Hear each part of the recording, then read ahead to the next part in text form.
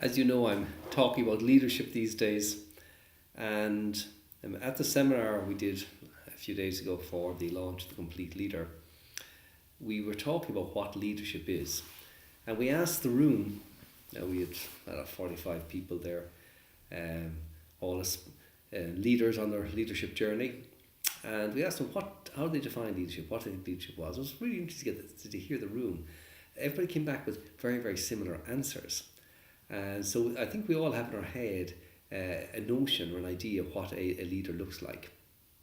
Peter Drucker said that a leader is somebody with followers. And I can accept the definition, but I think there has to be a little bit more to it than that. And we define leadership as a person of influence. A leader is a person of influence.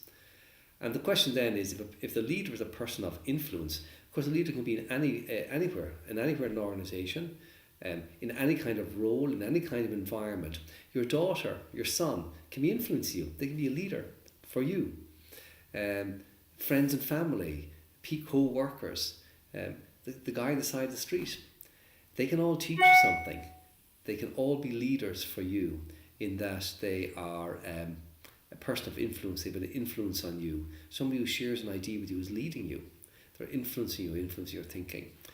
We say there are three ways of looking at a leader. First is positional leadership.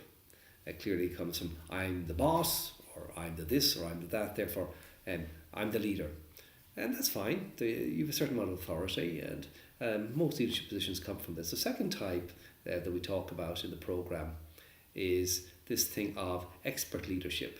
So I am the guru of something, or I'm an expert in something, and so because of that expertise, people bow to my opinion, they bow to my view, they accept and they take leadership from me in a particular area. And the third area, and these circles, by the way, that's the position, that's the expertise, and this is the character.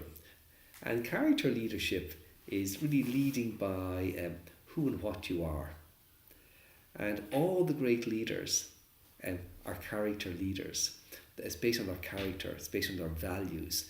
For example, they make value judgments, they make their judgments based on their value system, on their system of principles, as opposed to on their emotion, how they happen to feel right now.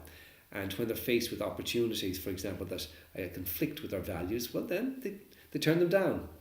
I want you to think about this notion of what leadership is. The leadership is somebody of influence. A leader can be in any position, doing any sort of thing. If they're influencing somebody, they're in a leadership position. Two, leadership comes from position, from expertise, and from character. And character is the key one. And truly, if you want to be a true leader, you will lead because people want to follow you. People have to follow a position. They're instructed, they have no choice. You're their boss, you tell them what to do. They often have to follow an expert because they have the knowledge and they don't, and you don't. But they choose to follow somebody of character.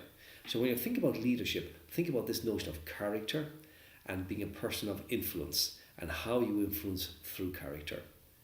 I really like the concept. It comes from Ron Price's book, The Complete Leader, and the base of the program. And I think it's quite powerful. So think when you're looking around your home this evening, your kids, or you're looking around your friends, think about this. Who's actually the leader?